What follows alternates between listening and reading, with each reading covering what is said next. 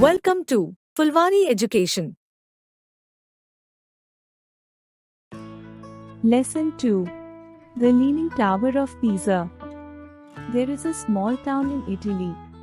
Italy में एक छोटा सा शहर है. This town is famous by the name of Pisa. यह शहर पीसा के नाम से प्रसिद्ध है. Perhaps this town would have gone unnoticed from the eyes of the international community and tourists had there not been the famous tower, better known as the Leaning Tower of Pisa. शायद यह शहर अंतर्राष्ट्रीय समुदाय और पर्यटकों की नजरों से अछूता रह जाता यदि यहाँ पर प्रसिद्ध मीनार न होती, जिसे झुकी हुई मीनार ऑफ पीसा के नाम से जाना जाता है. What makes this tower famous is its bend. इस मीनार को प्रसिद्ध बनाने वाली चीज इसकी झुकाव है. The tower is leaning south by 5 meters from the base. यह मीनार अपनी नींव से 5 मीटर दक्षिण की ओर झुकी हुई है. The tourists come here in hordes to see how stone masterpiece could so blatantly stand against the laws of physics and gravitation. पर्यटक बड़ी संख्या में यहाँ आते हैं ये देखने के लिए कि कैसे एक पत्थर की बनी उत्कृष्ट कृति भौतिकी और गुरुत्वाकर्षण के नियमों के विरुद्ध इतनी स्पष्ट रूप से खड़ी रह सकती है. And what makes it terrific is the fact that this tower further tilts by a few centimeters every year. और इसे और भी चौंकाने वाला बनाने वाली बात यह है कि यह मीनार हर साल कुछ सेंटीमीटर और झुकती जाती है. Until recently there were apprehensions that this tower could fall over and get destroyed anytime.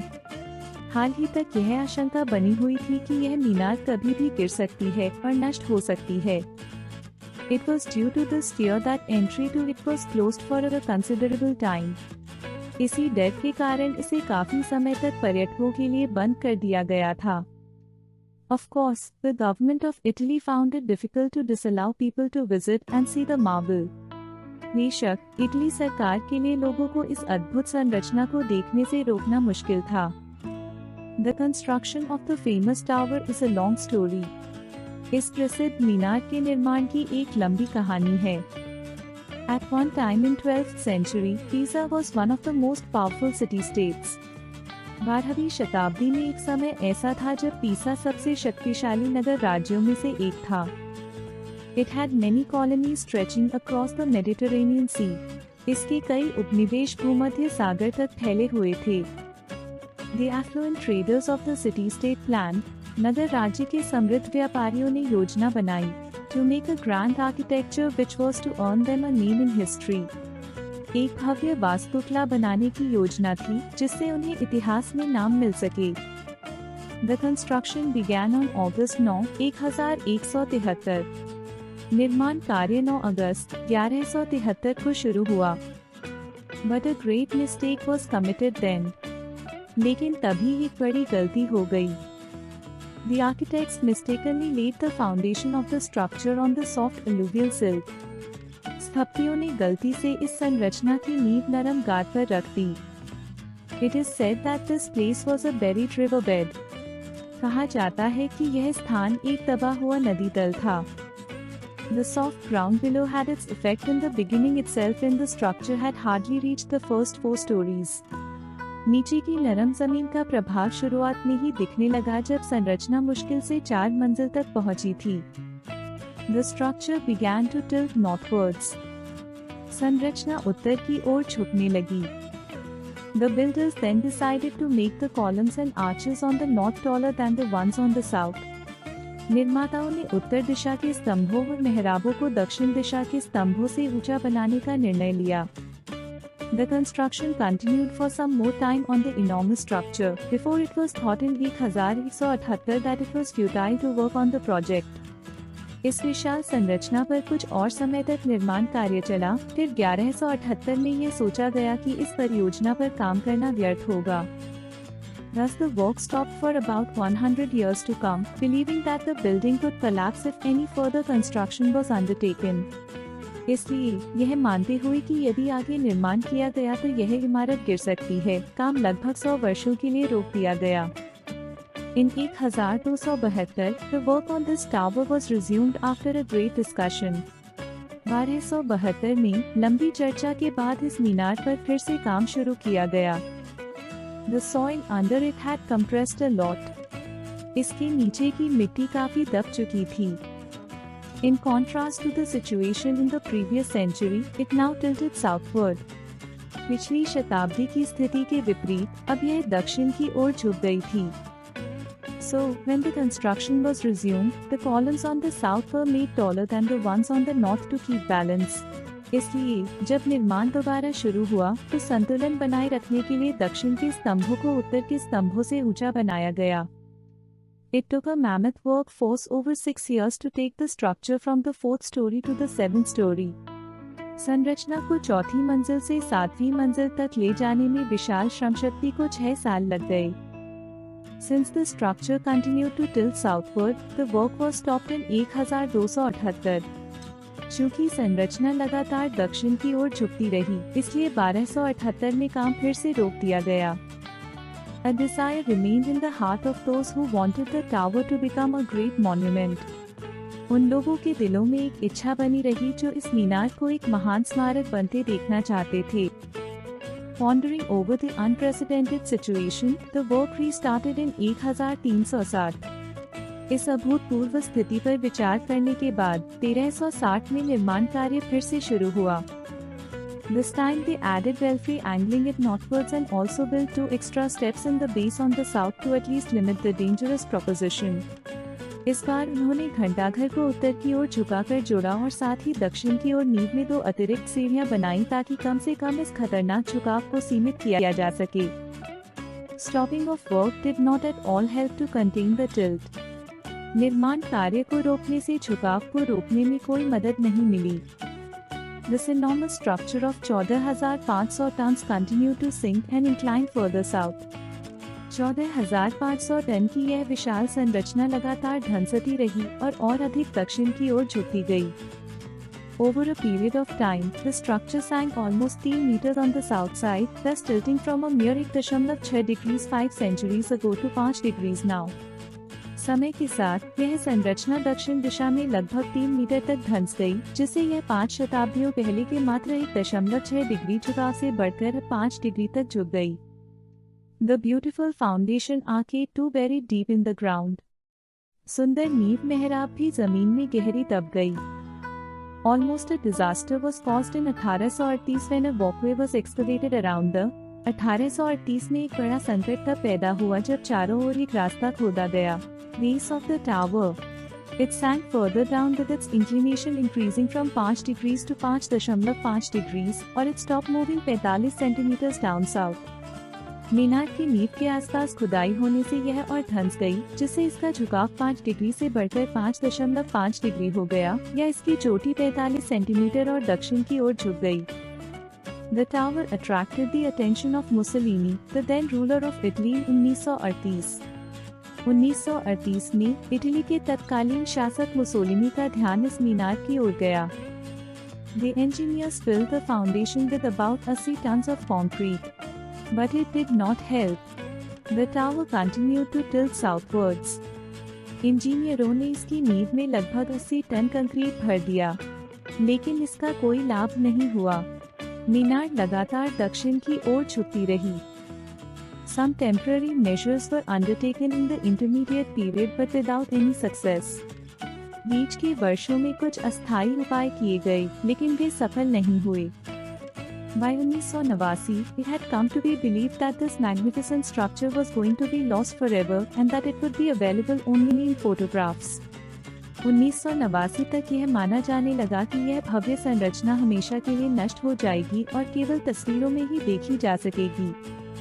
The imminent destruction of the prestigious tower was to be checked at any cost, decided the Italian government, and it launched a determined effort in March 1990. Italy सरकार ने तय किया कि इस प्रतिष्ठित मीनार के संभावित विनाश को किसी भी कीमत पर रोका जाएगा और मार्च 1990 में ही ठोस प्रयास शुरू किया गया. The Prime Minister could see through that most of the committees formed to contain the tilt had failed because of inter-ministries rivalry and competition. प्रधानमंत्री ने देखा कि झुकाव को रोकने के लिए बनाई गई अधिकांश समितियां मंत्रालयों की आपसी प्रतिस्पर्धा और मतभेदों के कारण असफल रही थीं. So he formed a committee directly under himself to ensure that the work went smoothly. इसलिए उन्होंने कार्य को सुचारू रूप से चलाने के लिए अपने सीधे नियंत्रण में एक समिति गठित की. The committee consisted of 14 various specialists from all over the world, and they were amenable to the Prime Minister directly without any interference from any quarter. समिति में दुनिया भर के 14 विशेषज्ञ शामिल थे और वे सीधे प्रधानमंत्री को रिपोर्ट करते थे, बिना किसी बाहरी हस्तक्षेप के। In the initial stages, the committee decided to straighten the tower so that it would not topple over.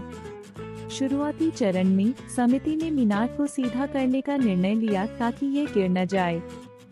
But that required pouring in more concrete under and at the base. लेकिन इसके लिए नींव के नीचे और अधिक कंक्रीट डालने की आवश्यकता थी। The government, however, did not approve of it as it could make the tower look ugly. हालांकि सरकार ने इस योजना को मंजूरी नहीं दी क्योंकि इससे मीनार की सुंदरता बिगड़ सकती थी। Deliberations went on and in 1995, it was decided that a concrete ring around the tower's base would be created, founding it into the sand 50 meters deep.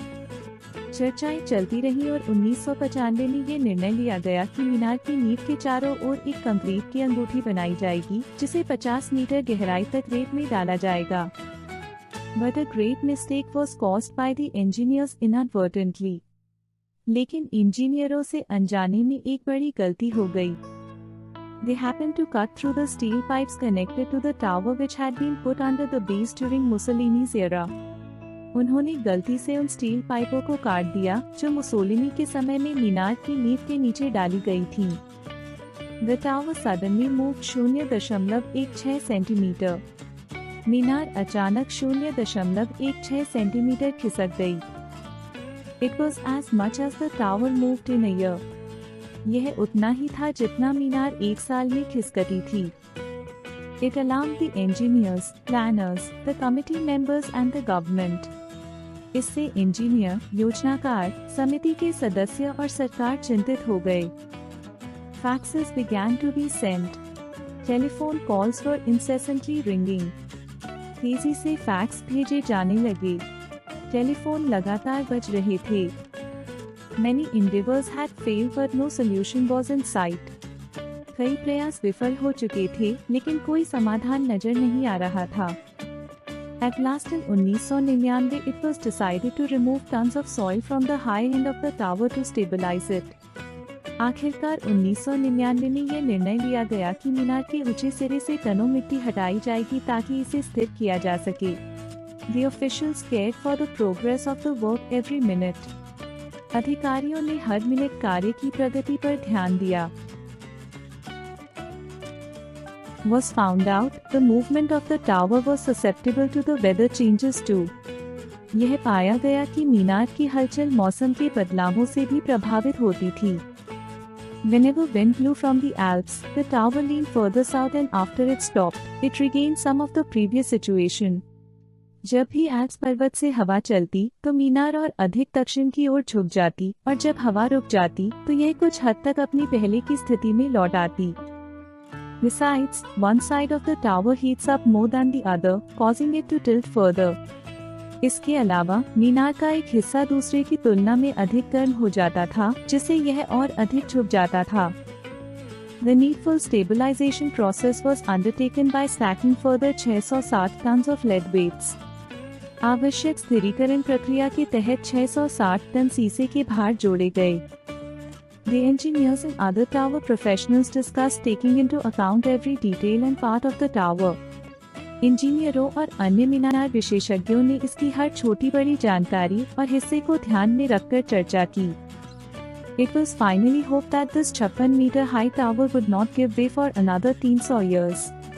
अंततः यह उम्मीद जताई गई कि 56 मीटर ऊंची यह मीनार अगले 300 वर्षों तक सुरक्षित रहेगी। Let us hope that the prediction of the engineers comes true. आइए आशा करें कि इंजीनियरों की यह भविष्यवाणी सच साबित हो। Word meaning: hordes, a large group or crowd, झुंड, भीड़, बहुत सारे लोगों या चीजों का समूह। Blatantly, open and unashamed, साफ-साफ, बेशर्मी से, बिना किसी झिझक के स्पष्ट रूप से।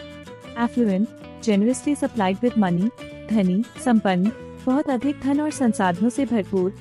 Futile, having no useful result, व्यर्थ, निष्फल, जिसका कोई परिणाम या उपयोग न हो।